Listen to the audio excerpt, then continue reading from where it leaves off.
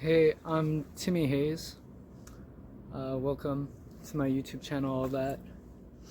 So it's about 5 a.m. now. I just finished reading a book, 7 Secrets to Success by Richard Webster. It was written in 1997. On the back it says, "An inspirational tale of success." He wrote, "I wrote this story some 15 years ago to help a friend of mine who was going through a difficult time.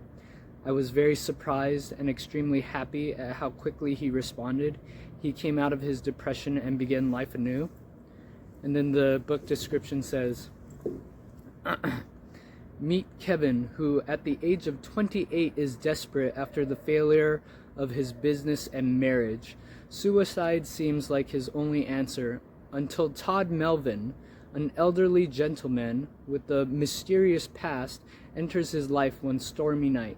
As their friendship unfolds, Todd teaches Kevin 7 secrets that take him from the brink of suicide to a fulfilling existence where every precious second counts.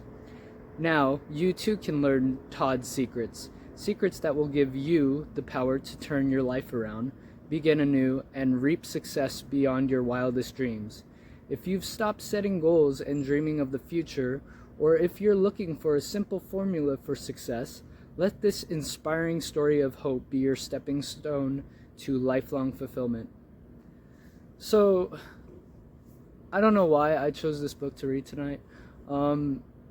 I've been spending my Sundays these days just reading. I don't sleep at night. I'm like a vampire. I sleep during the day, so it's really quiet on Sunday nights. I don't meet friends usually or anything like that. So last week I read In Our Time, In Our Time by Ernest Hemingway. The week before that I read Animal Farm by George Orwell. The week before that I read The Aleph and Other Stories by Jorge Luis Borges. I've been reading a lot of books. So I started another book tonight in Korean. My Korean's not great, so I'm really trying to work on my Korean. But I got on page 2 and there were so many words I didn't know. I was like, okay, this is something I have to do every day, look up the words and practice my reading in Korean, because eventually I want to get to the point where I can write a novel in Korean and be more in touch with Korean literature, because that's I'm of Korean and Caucasian descent, so half Korean, half white, but I grew up in the States, so I want to be more in touch with my Korean heritage. But I realized it was just too difficult. Like in English, I can sit down, read a book for 6 hours, and usually get through it. And my head was already kind of full of studying, and I'm kind of tired today. So I was like looking through my bookshelf, and I was like, I just want something short, something easy to read. I was gonna read some poetry, some like Buddhist poetry, and then some Native American poetry, but none of it was like, it seemed all too kind of, how do I say this, too much for me right now, because I was kind of tired. So I don't even remember getting this, but I think I got it at a free book exchange at the library here. And because at the time I would just see free books and I would just grab them if they looked somewhat interesting. I'm not usually into these kind of self-help books and stuff. I've read one before in my life when I was 19, and I was at Narconon, a rehabilitation facility. That's another story I got to tell sometime. But it was called I don't remember the exact title, but it was from a religious perspective, a Christian religious perspective, about we are products of God and we use that to manifest wealth. And it was an interesting book. The pastor who wrote it had interesting philosophies. I enjoyed it. I'm not sure if I necessarily agree with everything he was saying, but it was definitely interesting. It gave me some perspective on a new way of looking at things. So this book is what I want to talk about. Um, on the back cover it reads pretty kind of corny, like, you know, meet Kevin, who at the age of 28 is like, in just 7 simple steps, you too can. But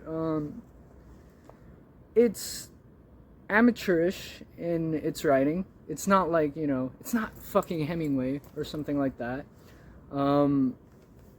But he explains, Richard Webster, the author, he explains at the beginning, I wrote the story, as a letter to help a friend. And that's what it was. And then it helped his friend, and his friend passed it around to his friends, the friend's friends. And they all loved it, and they were like, hey, you should make this a book. That's what he says here. So, it didn't seem like he was advertising anything, like a self-help program or whatever. I don't know, maybe he is. It does say he travels and does seminars. So I'm generally, like, pretty skeptical about, like, those kind of, self-help gurus, because a lot of them seem like swindlers, where they're just trying to, like, sell the self-help kind of idea. But as far as this book goes, it was a good story. It's simply written, but that's okay. That's what I was looking for tonight. You can see that the print is very short, concise, and it's very simple. This 28-year-old guy, I'm 27 now, I'll be 28 soon, in a few months, so that resonated with me. And he's suicidal. He's had some shit happen in his life, and that's something I can definitely relate to as someone who's dealt with suicidal ideation and depression for the vast majority of my life. The first time I wanted to kill myself, or not kill myself, but the first time I wished to die, I remember I was like very young, extremely young, to be thinking like that. I was like 7 years old probably, and I remember I was raised in a Christian household, so I believed in God in the Christian sense and all that. And I remember I was praying for God to drop a nuclear bomb down on me. It was a very extreme way of thinking, but it's something I've definitely struggled with, and I've had to deal with. Even to this day, there's times where, it seems like it would be better just to not deal with life and stuff. So I guess I was surprised at this book, because I don't know anything about this guy, and like I said, I read Hemingway last week, and then it's like, oh, this guy's his style is pretty amateurish, but so this 28-year-old guy. So spoilers coming ahead if you ever decide to read this. I'm about to spoil the whole story, but whatever. He goes to the end of this dock, and he's about to, it's a storm. He's about to jump into the water, and this old dude comes out, and he's like, don't do it. Come with me. This old dude takes him back to his apartment, and he just keeps him company. They talk, and he lets him spend the night there, and they strike up like a friendship, like a mentor and a student friendship, where he kind of gives this guy presets in life, and at the end of each chapter, the author writes them down in these bold words here, so you can see each one here. So the first one is, yesterday is gone. Hug trees and life. Set worthwhile goals. Opportunities are everywhere. Be persistent. Believe in yourself. Help others. Forgive them and yourself. And that's each one. And then each chapter is kind of like him discovering how to do that in his own way, the 28-year-old guy. Because the 28-year-old guy, the reason he was suicidal was his marriage was failing. Him and his wife were separated. His business had failed. His partner had fucked him up in business, stole his money, and then literally fucked him up with a baseball bat. So it comes to it turns out that this old guy was actually the kind of guy who helped everyone. Like he would see people people in need and help them. So he had a lot of admirers, and there's a little bit of like they mentioned the yin yang and then karma, and there's a little bit of spirituality, but it's not really focused on spirituality. I guess there's a little bit of that where it's like, tell yourself positive thoughts, and then you can manifest those positive thoughts, which it's hard to say if that's true or not, right? Because someone in like fucking Auschwitz back in the day, they may have been like telling themselves like things will get better and whatever, but they're still fucked over by the Nazi regime in one of the most horrible incidents ever, right? So it's hard to say about things like that, spiritual matters, and I have a hard time comprehending what spirituality is, because I do agree that there is interconnectivity. There is a interconnectivity between all things in life. That's kind of what I talked about a couple of videos back. We're all part of creation, but it's kind of hard to say how much control or predestination we have over things. But from an individual subjective sense, I do agree that it is beneficial to, these 7 presets he laid out. So like I'll just go through them and kind of say like what it means to me, because in the story it's like about this made up character, his life and whatever, and the old guy ends up dying at the end, and it kind of ties into how the book gets made. They're like, oh, all the people he helped gets together and is like, let's pass on his teachings, and the main character is given the task of writing a book. So I guess that's kind of like, make it seem more real. But the first one, Yesterday Is Gone, that's something I've struggled a great deal with. In the book, they emphasize that you have to move on from the past, and that's so hard to do, because the past is what brought us here, right? It's what made us who we are, and the good and the bad, and the good we've done, the bad we've done, it's all there with us. And I guess the way I'm taking it, how I'm using it, is Alan Watts says in his book, The Way of Zen, the past exists as memory, the future exists only as anticipation. The only true moment that exists is right here, right now. I agree with that. And that's not to say, in the book they emphasize, there's, number 3 is set worthwhile goals. So they emphasize, you should make plans for the future. But, I don't like it when people say like, oh, don't have any regrets. Because, look, if you don't have regrets, like, what are you, a psychopath?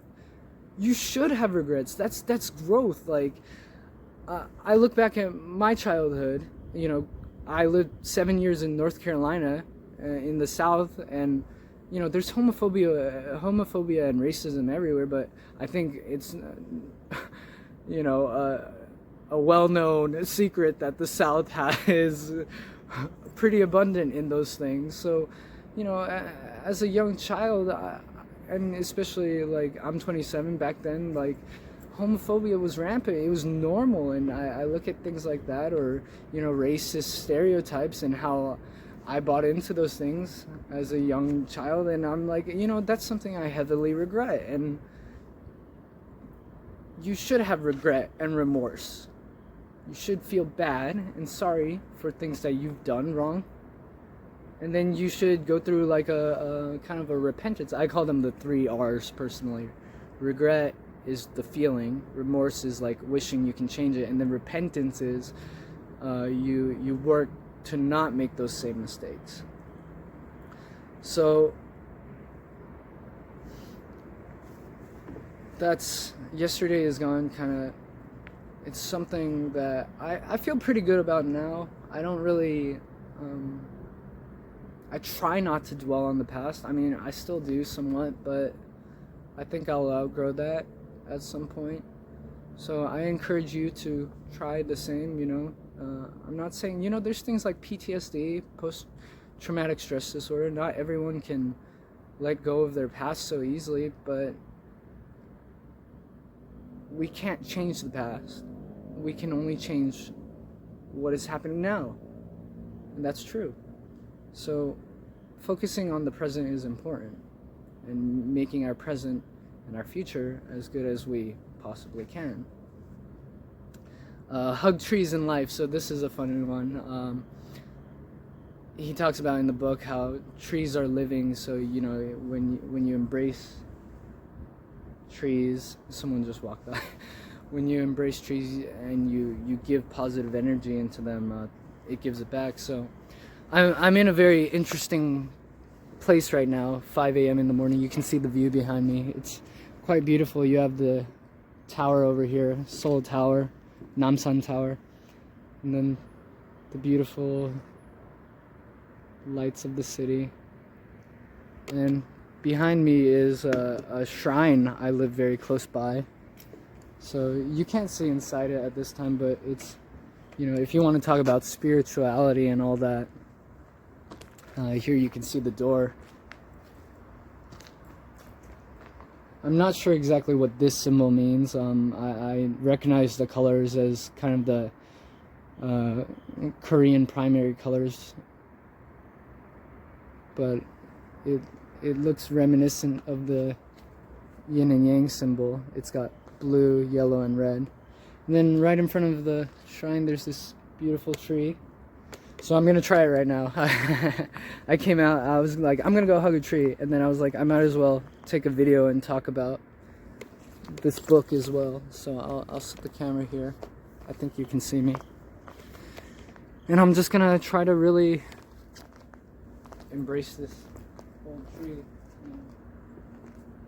I guess, hey buddy.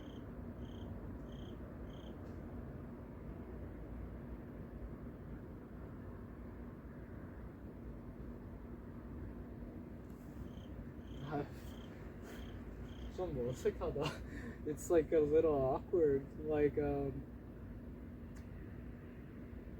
maybe seeing an old lover you haven't seen in a while and you don't know how to react to them.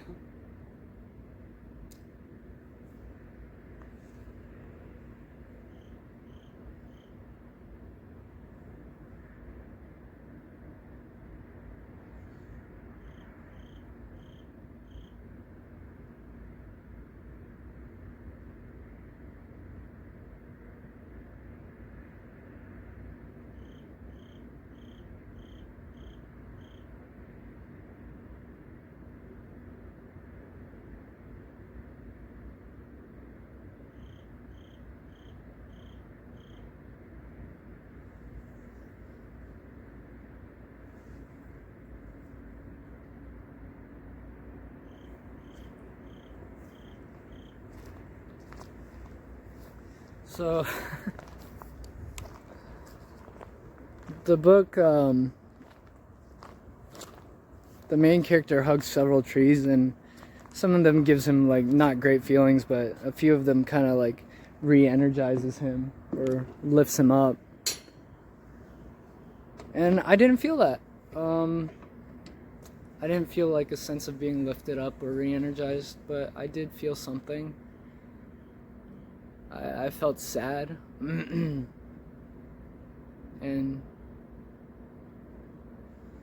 weirdly tranquil, peaceful. I guess it's been a hard time, but I don't know. I guess I feel, while I was holding the tree, I felt how sturdy it was, and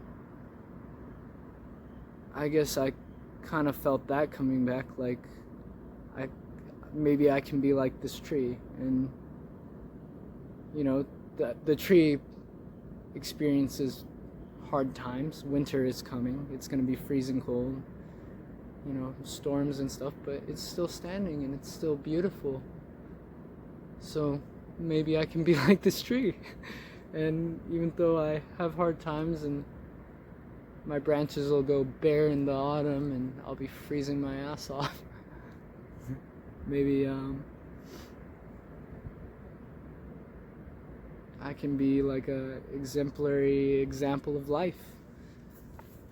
So the next one, set worthwhile goals. Now this is an interesting one, because in the book, he's like, I'm broke.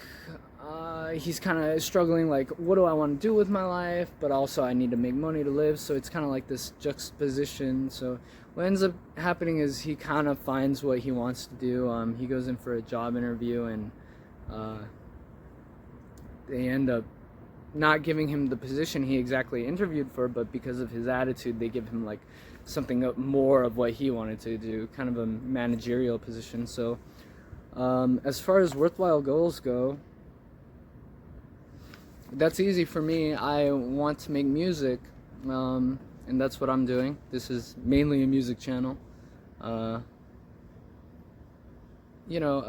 guess people don't seem to realize I put a lot of work into my music and stuff. I've been playing violin since I was 6 years old, piano since I was 8, and then I kind of like wrote my first little rap when I was 18.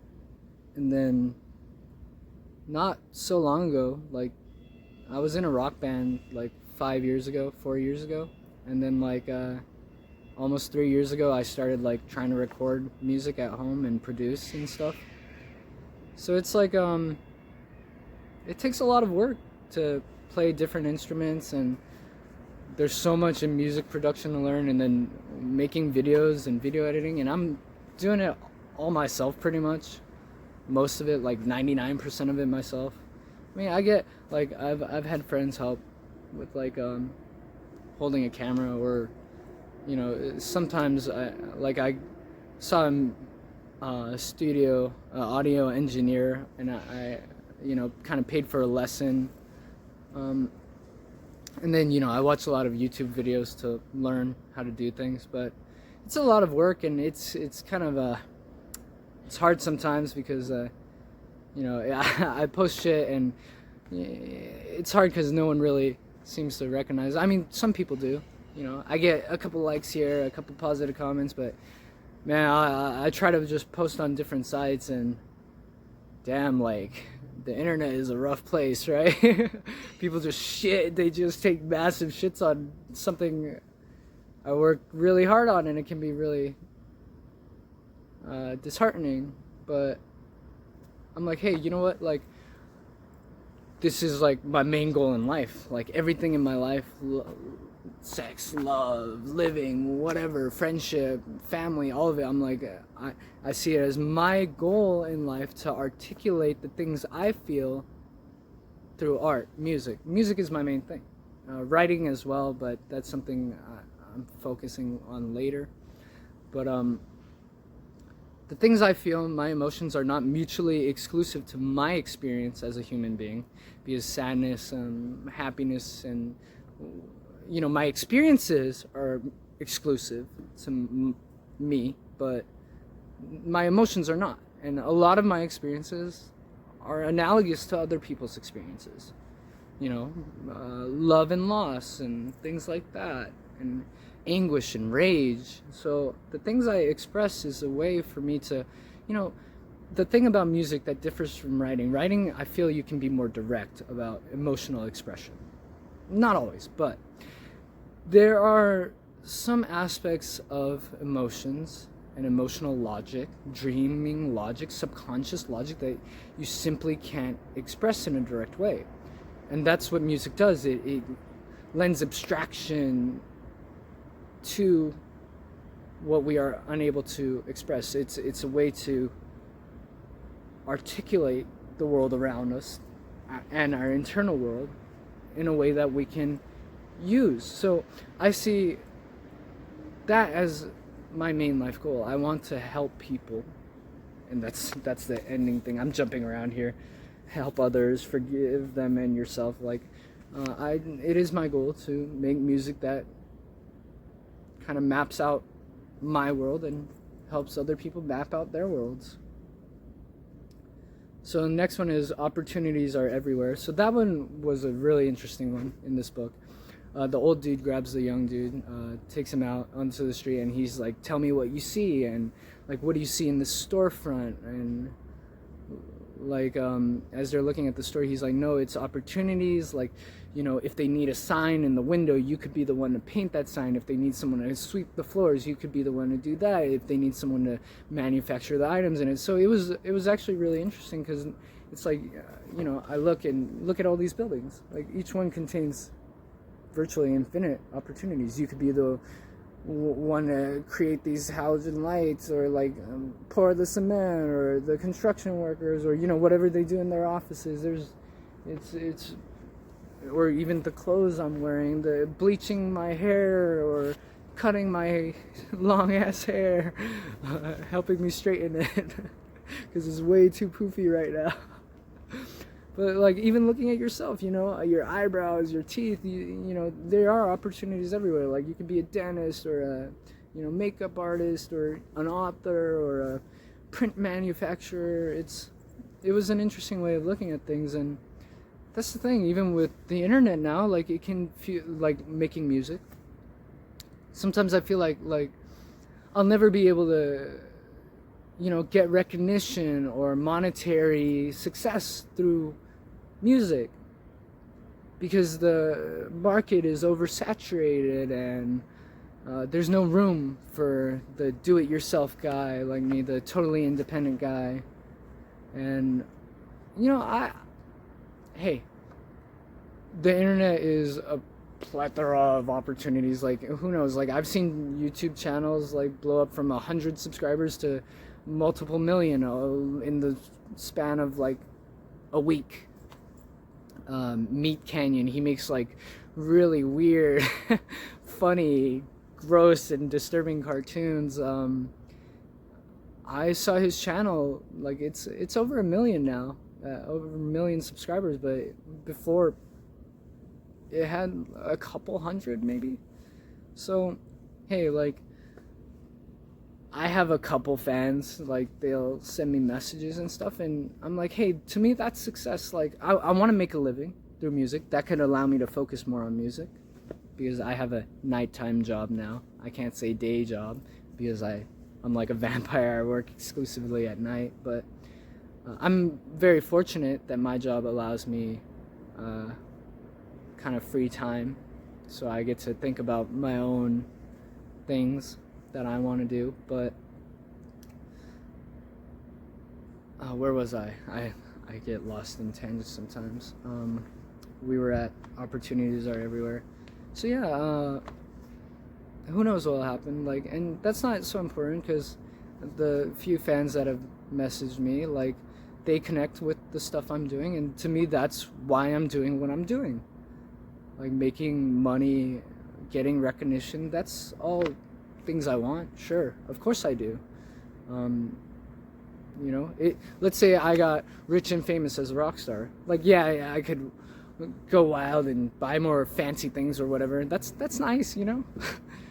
But my dream, making like a fuck ton of money, like, I'm talking like Rolling Stones money, you know, like the Beatles money, dude, like, that would be great, because then I could, you know, have big ass concerts and promote my music, make better music videos, connect with more famous artists who could help me with my work, and, you know, I could help them with their work. You know, I could learn from them, and maybe they could learn from me.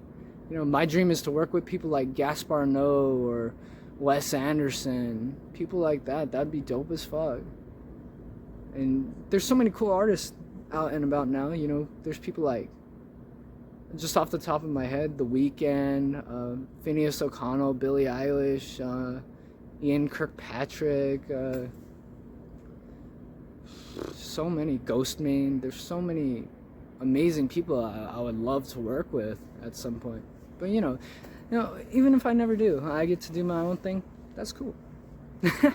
So, I guess this ties in with be persistent, kind of what I'm just talking about. Like, it's disheartening sometimes, but I believe in my musical ability. People shit on me all the time. It's the internet. Fuck it. What are you gonna do? I try not to take it personally. I kind of do, though. Like, lately I've been, like, really being an asshole back to people, or kind of just like, hey, fuck you, or like, what are you trying to do? Like, I respond to negative comments, but I'm kind of trying to get away from that. I'm like, you know what? People are gonna shit on what I do all the time. If I get worked up over it all the time, I'm just wasting my own kind of mind space on it. Like, I should just, hey, they're talking shit, move on. It's just a shit comment. Like, it's not even worth reading or thinking about, really. Because, okay, like, constructive criticism is one thing. You need that. As a musician, you need that. Like, if you're off rhythm, if you're out of tune, stuff, like, hey, if someone's saying that and they, like, there's sometimes where it's constructive, it can help you. But then, a lot of times on the internet, they're just trying to be assholes. They're just trying to make you feel bad. For whatever reason. I don't know. Seems to me like they're just assholes, but I don't know. I have no clue why people do that. I don't really do that. I don't think I've ever really done that, just like shit on people on the internet.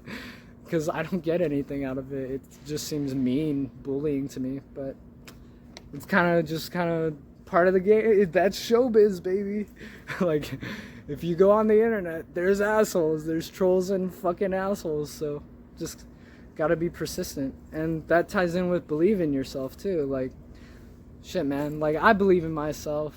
Like, I'm fucking Timmy Hayes. I'm a goddamn rock star, baby. Like, fuck you. Like, I mean, I really admire people like Tom Waits, Beck Hansen, the guy, Loser. I'm a loser, baby, so why don't you kill me? Artists like that just really inspire me. They kind of create their own genres. They bounce back and forth between genres, and I remember seeing a comment when Beck's song Wow came out. It's this really bizarre sounding song, kind of like modern poppy rap, and they were like, oh, look, another song that seems like a popular song, but Beck like made it his own weird Beck version. And it's true. Like, he takes them and filters them and puts them out, and then there's songs that totally just don't fit into any genre, like Que on the Guero or things like that. Okay, so this video might split into two parts. That's fine. I'll just upload like part 1, part 2. I've never really filmed a video this long before. I got a lot to talk about. If you're listening this far, then you're willing to listen. People generally want like very short things because attention spans, and they're not emotionally invested in it. But if you're listening to this much, like, hey, thank you, because it's hard to get people to listen sometimes when you got a lot to talk about, and that's fine. Everyone's got their own thing, but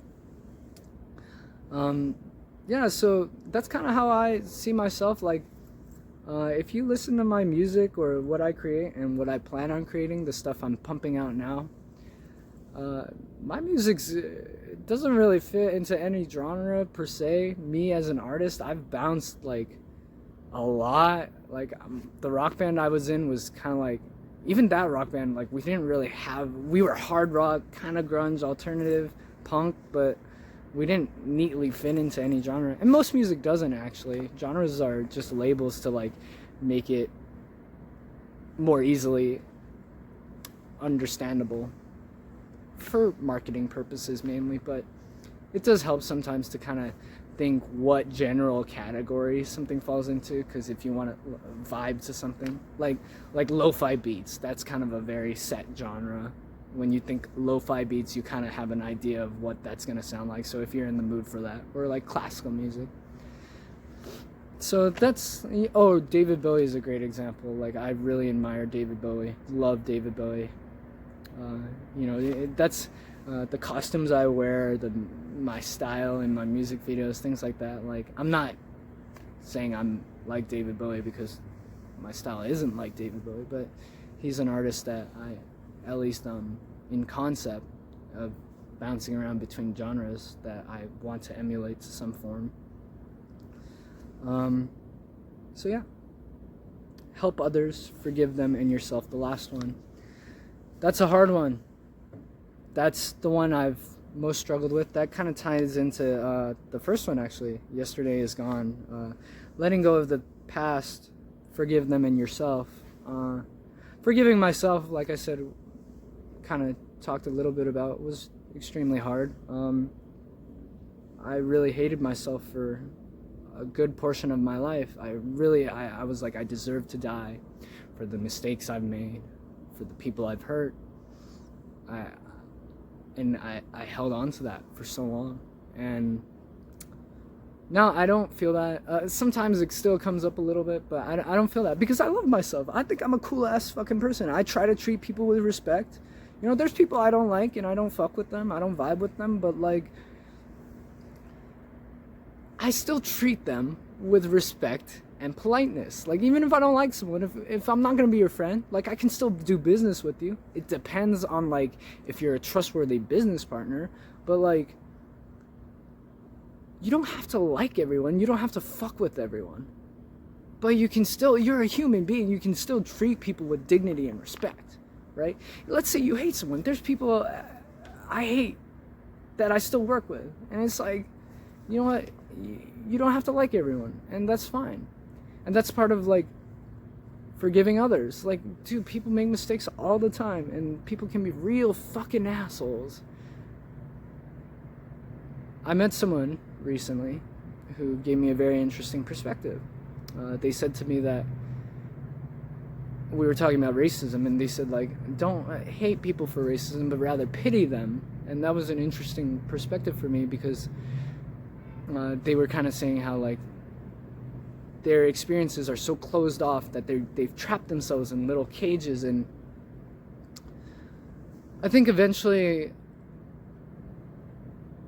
we'll come around to realize that meeting hatred with hatred is not the way. And this is kind of like the ironic thing about Christianity, is people who purport to be Christians don't really follow this, but that's what Jesus was saying. You know, turn the other cheek, and show people unconditional love and forgiveness, and pray for your enemies. Like, that's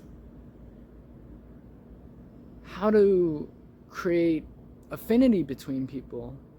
That even when people are small-minded, ignorant, hateful, and they've done you wrong, and I'm not saying you have to protect yourself, you have to protect others as well. And sometimes even punishing people, even sometimes execution is necessary. And that's a whole discussion about capital punishment. I'm not going to get into that right now, but I'm saying sometimes, given certain situations, if someone's pointing a gun at you and you have an opportunity to shoot them and save your life, that's something you may have to do, you know? But forgiving others is important. Oh, someone's coming. But I might feel awkward talking in front of them.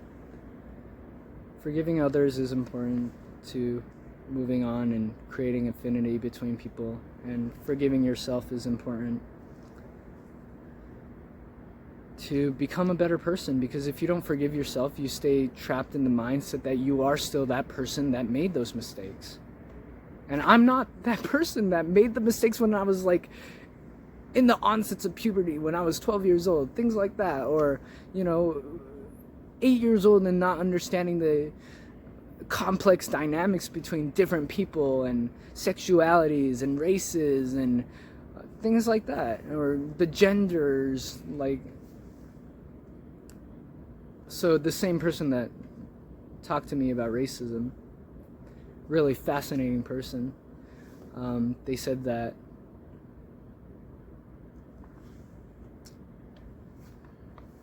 God, I literally forgot what I was talking about mid-sentence.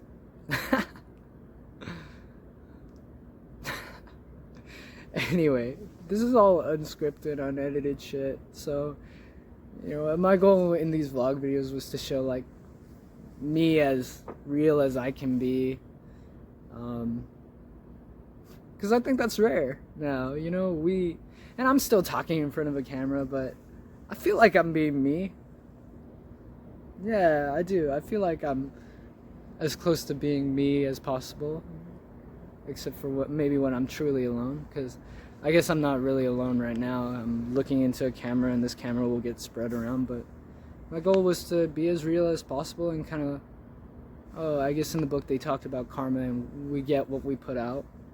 So I'm trying to put out, like I said with the music, articulating the kind of abstract internal world that I feel, and then with this,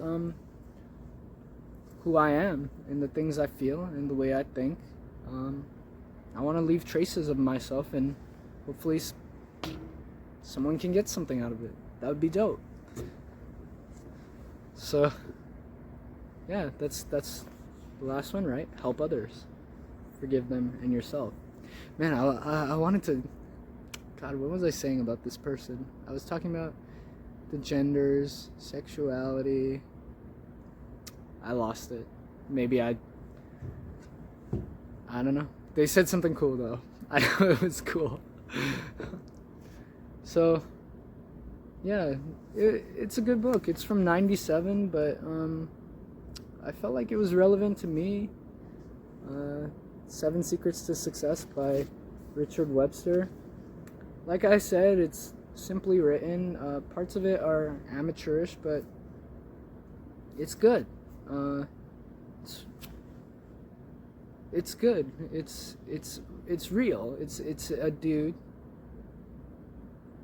writing about someone going through hard times and trying to make themselves better, and that's something I find admirable, and that helps me as a person, as a human. I want to be better. I think a lot of the stuff I make can be dark because I was in a very dark place for a long time. My next music video that I'm working on now is going to be extremely dark, and we need darkness a lot of times to express things. But I don't like dark things in life. Ironic, because I literally love the nighttime. I don't mean that. I mean, I don't like evil in life. I don't like violence in real life.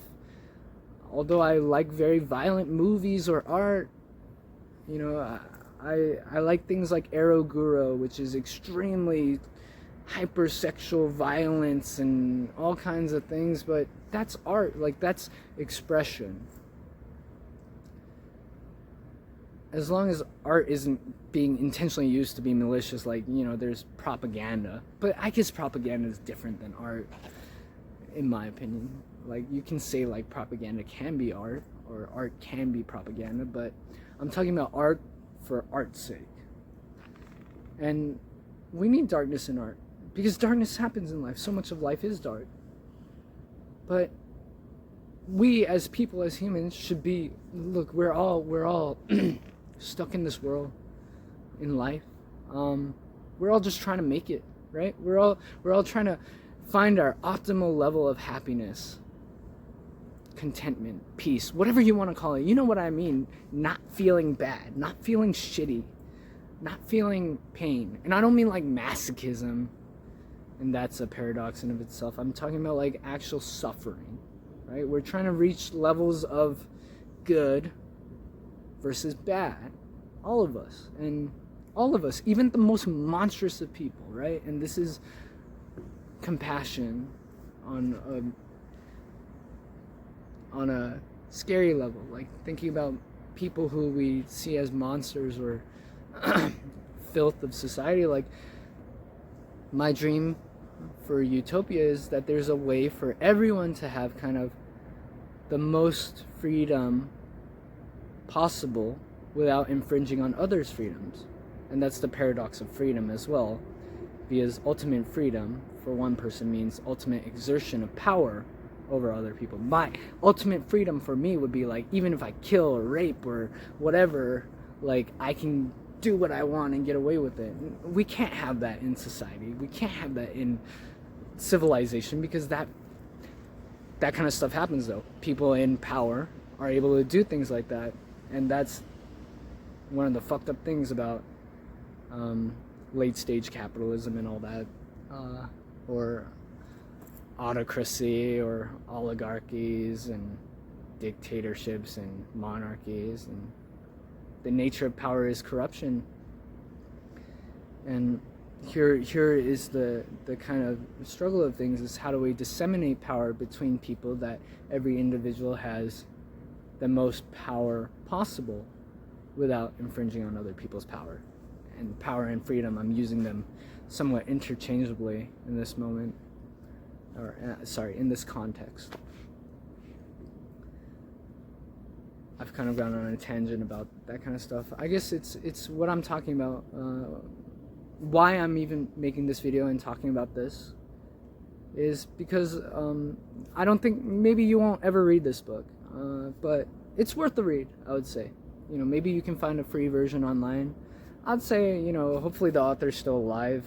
I have no idea, I didn't look it up, but if he's still alive and you ordered the book, he can get a percentage of it. Maybe, hey, that would be dope. Like, I feel like he deserves it. I got this for free, but maybe you can find a free one as well.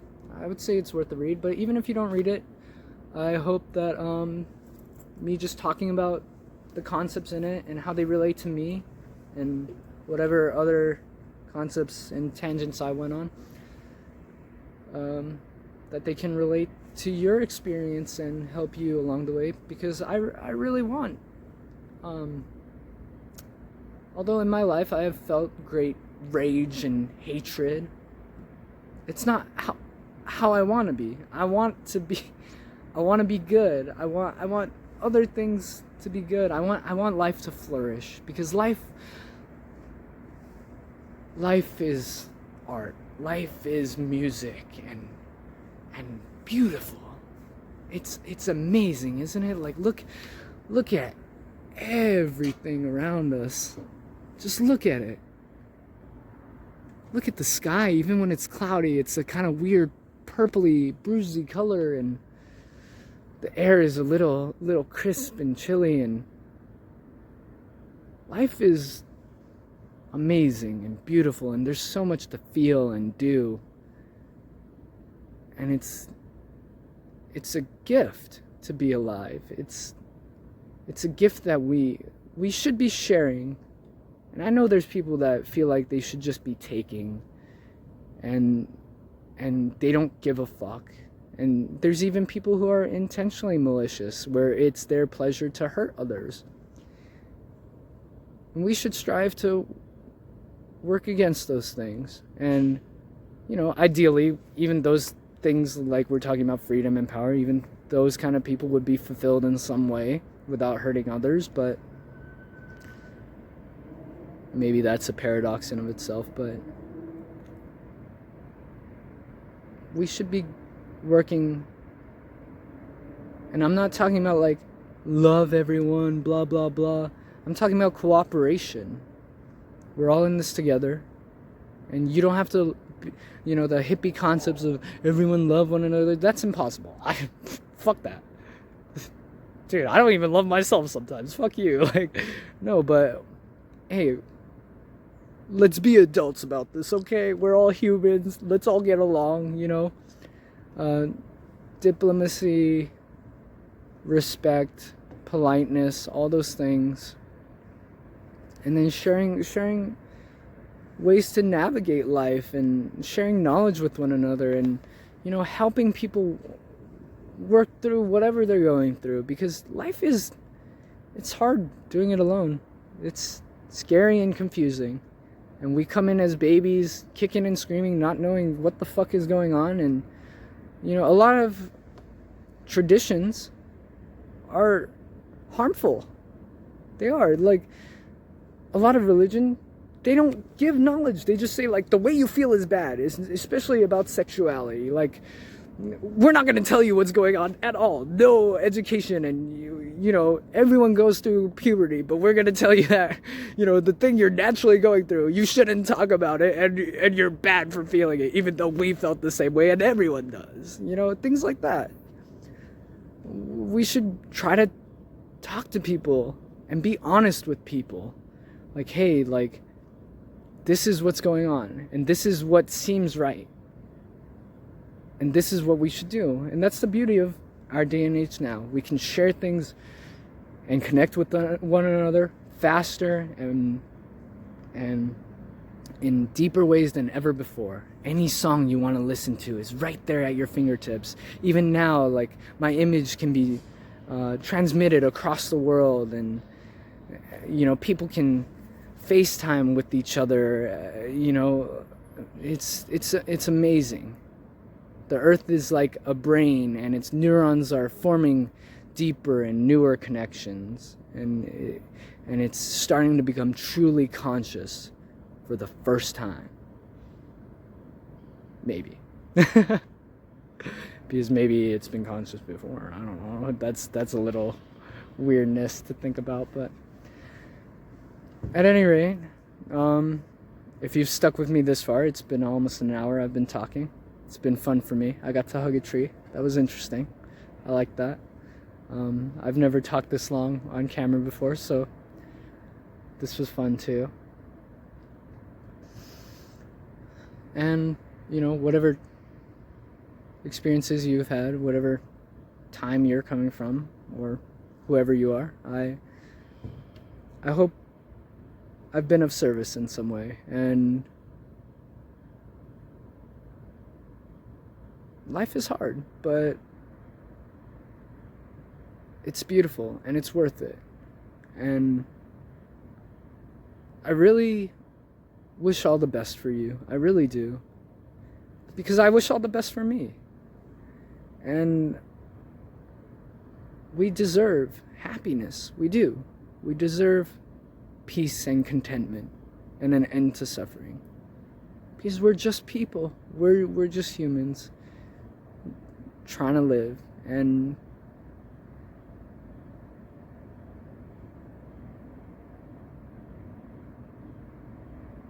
yeah. All right. Thanks for listening if you've made it this far. And I'll see you in the next one.